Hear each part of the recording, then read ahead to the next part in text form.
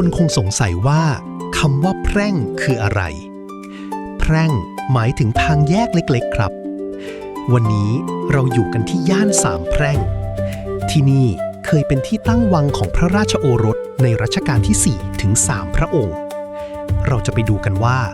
จากวังสุดอลังการแล้วมันหายไปไหนและอะไรที่ยังหลงเหลืออยู่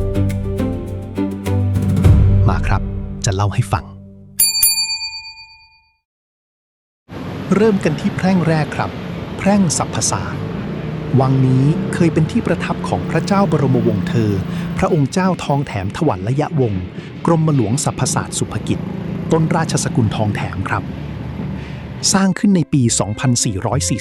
2444 งดงามวิจิตรกว่าวังเจ้านายทั่วไปมากครับโดยเฉพาะซุ้มประตูด้านทิศตะวันออกริมถนนตะนาวที่เป็นสถาปัตยกรรมยุโรปสมัยรัชกาลที่ 5ดูที่ช่องประตูสิครับสูงใหญ่ขนาดตึก2 ชั้นเลยครับเป็นซุ้มโค้งกลมประดับปูนปั้นกรุกระจกสีและก็มีรูปหล่อเทพธิดากรีกชูโคมไฟอยู่ตรงกลางสวยงามมากจริงๆชีวิตผู้คนในแพร่งสรรพศาสตร์สมัยนั้นย่านนี้เต็มไปด้วยแหล่งรวมของพ่อค้าที่นำเข้าสินค้าจากต่างประเทศโดยเฉพาะสินค้าจากยุโรปและตะวันออกกลางที่โดดเด่นที่สุดคือห้างแกลลิกห้างทำทองของชาวเยอรมันที่นอกจากทำเครื่องประดับแล้วยังรับงานให้กับกรมหลวงสรรพศาสตร์ด้วยย่านนี้จึงมีทั้งช่างทองช่างฝีมือพ่อค้าชาวยุโรปและข้าราชบริพารที่ทำงานในวังอยู่ปะปนกันอย่างลงตัวเรียกได้ว่าเป็นย่านหัตถกรรมและการค้าระดับสูงของกรุงเทพในยุคนั้นเลยครับ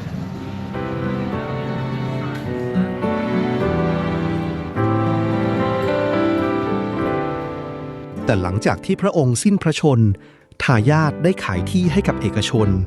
สิ่งก่อสร้างทั้งหมดจึงถูกรื้อถอนมีการตัดถนนแพร่งสรรพศาสตร์ผ่ากลางพื้นที่วังออกสู่ถนนอัสดางสร้างบ้านเรือนแถวและเรือนไม้ขึ้นแทนชีวิตความเป็นอยู่ก็เปลี่ยนไปจากย่านวังเจ้านายกลายเป็นย่านชุมชนค้าขายของชาวบ้านทั่วไป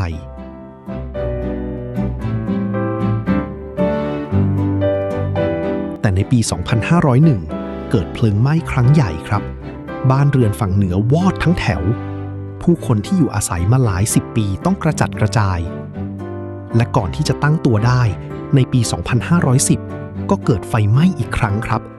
คราวนี้หนักที่สุดเท่าที่เคยมีในย่านนี้เลยครับลามจากถนนแพร่งนาราเข้ามาเผาทั้งย่าน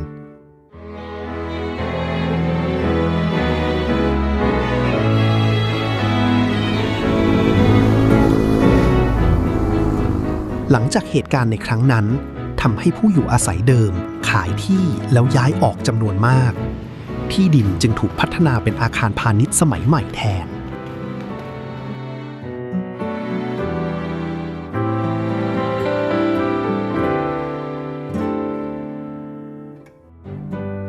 สิ่งที่เหลืออยู่ให้เห็นเพียงชิ้นเดียวจากยุครุ่งเรืองคือซุ้มประตูวังริมถนนตะนาวครับกรุงเทพมหานครได้บูรณะร่วมกับกรมศิลปากรและสมาคมสถาปนิกสยามเมื่อปี 2519 และยังคงอยู่ในสภาพดีมาจนถึงทุกวันนี้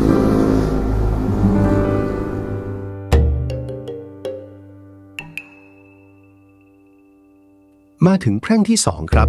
แพร่งนาราแพร่งนี้ผมบอกได้เลยว่าเจ้าของวังน่าสนใจที่สุดใน3แพร่ง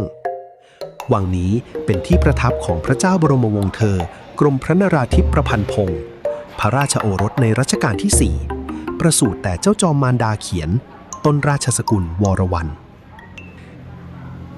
ด้วยความที่เจ้าจอมมารดาเขียนพระมารดาทรงเป็นนางละครหลวงทำให้พระองค์ซึมซับความรักในการแสดงมาตั้งแต่เยาว์วัยจนได้รับการยกย่องว่าเป็นพระบิดาแห่งละครร้องของสยามทรงพัฒนาการแสดงละครไทยผสมผสานกับแบบตะวันตกจนกลายเป็นละครร้องรูปแบบใหม่ที่เรียกว่าละครปรีดาลัยใช้ผู้แสดงเป็นผู้หญิงล้วนโรงละครปรีดาลัยถือเป็นโรงละครแบบตะวันตกที่โอ้อาและทันสมัยที่สุดในยุคนั้นตั้งขึ้นในบริเวณวังนี้นี่แหละครับ ภายในแบ่งที่นั่งเป็นส่วนๆตรงกลางเป็นที่นั่งของเจ้านายชนชั้นสูงผู้มีบรรดาศักดิ์ด้านข้างเป็นที่นั่งสำหรับผู้ติดตามบุคคลทั่วไปมีบาร์ขายเครื่องดื่มและอาหารว่างจัดแสดงเฉพาะวันเสาร์และวันอาทิตย์บอกเลยว่ามันคึกคักมากรัชกาลที่ 5 เคยเสด็จพระราชดำเนินมาทอดพระเนตรละครเป็นการส่วนพระองค์หลายครั้งด้วยนะครับละครที่โด่งดังที่สุดคือสาวเครือฟ้าที่ดัดแปลงจากมาดามบัตเตอร์ฟลายและอีนาคพระโขนงที่แสดงครั้งแรกในปี 2454 ได้รับความนิยมถึงขนาดต้องแสดงซ้ำ 24 รอบและกลายเป็น Talk of the Town เลยทีเดียว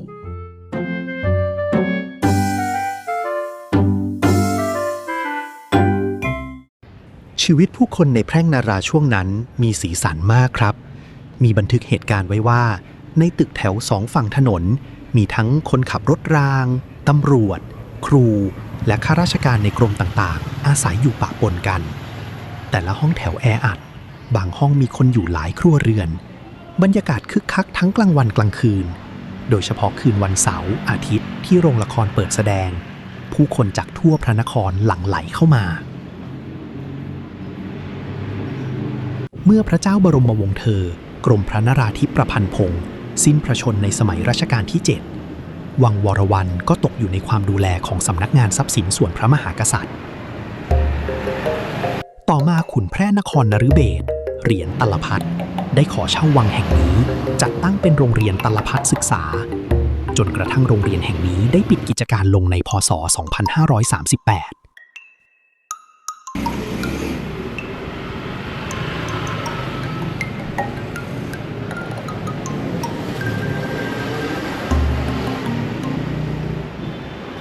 มาถึงแพร่งสุดท้ายครับแพร่งภูธรแพร่งนี้ถือว่ารักษาความเป็นดั้งเดิมไว้ได้ดีที่สุดวังนี้เป็นที่ประทับของพระเจ้าบรมวงศ์เธอกรมหมื่นภูทะเรศธำรงศักดิ์พระราชโอรสในรัชกาลที่ 4รู้จักกันในชื่อวังสะพานช้างโรงสีพื้นที่วังกว้างใหญ่มากครับมีตัวพระตำหนักอยู่ตรงกลางหันหน้าสู่ถนนตะนาว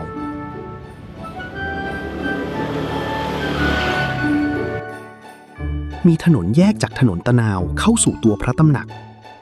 รายล้อมด้วยบ้านไม้ขนาดใหญ่และขนาดเล็กหลายหลังชีวิตผู้คนในแพร่งภูธรสมัยเมื่อ100 กว่าปีก่อนช่วงที่วังยังอยู่ชุมชนโดยรอบนั้นมีทั้งข้าราชการขุนนางและข้าราชบริพารที่ทำงานในวังและสถานที่ราชการแถวๆนี้ครับหลังพระองค์สิ้นพระชนม์ในปี 2440 รัชกาลที่ 5 ทรงโปรดเกล้าให้ตัดถนนผ่าบริเวณวังเรียกว่าถนนแพร่งภูธรตัวตำหนักกลางถูกรื้อลงและสร้างสถานีอนามัยขึ้นแทนในบริเวณพื้นที่วังเดิมและก็สร้างตึกแถวล้อมรอบทำให้ชีวิตผู้คนในย่านนี้เปลี่ยนไปครับเพราะตึกแถวใหม่ดึงดูดพ่อค้าชาวต่างชาติเข้ามาเปิดกิจการมากมายร้านค้าในย่านแพร่งภูธรช่วงนั้นถือว่าหรูหรามากครับส่วนใหญ่เป็นร้านที่นำเข้าสินค้าจากยุโรปและตะวันออกกลางตึกแถวในแพร่งภูธรมีการประดับประดาวิจิตรกว่าแพร่งนารานะครับจะเห็นว่ามีการฉลุช่องระบายอากาศเป็นลวดลายมีกรอบซุ้มยอดโค้งแบนสวยงามทีเดียว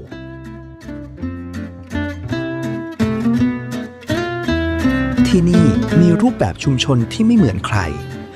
ลักษณะเด่นของแพร่งภูธรคือมีการก่อสร้างอาคารโอบรอบพื้นที่กลางไว้ซึ่งอาคารตรงกลางแพร่งภูธรที่เห็นอยู่ทุกวันนี้เป็นที่ตั้งของสุขุมารอนามัยหรือสถานีกาชาดที่ 2 ครับตัวอาคารเป็นคอนกรีตเสริมเหล็ก2 ชั้นหลังคาปั้นหยาออกแบบโดยชาวเบเกอร์แลงสถาปนิกชาวฝรั่งเศสสวิสสไตล์สถาปัตยกรรมอยู่ในช่วงรอยต่อจากยุคคลาสสิกเข้าสู่โมเดิร์นเรียบง่ายแต่มีเสน่ห์และยังเปิดให้บริการทางการแพทย์ภายใต้สภากาชาดไทยจนถึงวันนี้ครับ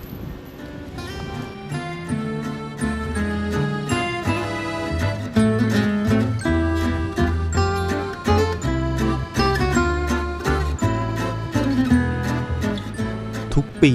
ที่ย่านนี้จะจัดงาน ศกาลศิลปะชุมชนสามแพร่งเพื่อดึงดูดคนรุ่นใหม่ได้มาสัมผัสบรรยากาศย่านเก่าแก่แห่งนี้ครับสามแพร่งสามวังสามบุคลิกแต่ทั้งหมดยังมีลมหายใจอยู่จนถึงวันนี้ถ้าวันไหนมีโอกาสลองมาเดินสัมผัสด้วยตัวเองนะครับรับรองว่าบรรยากาศไม่เหมือนที่ไหนในกรุงเทพแน่นอนครับ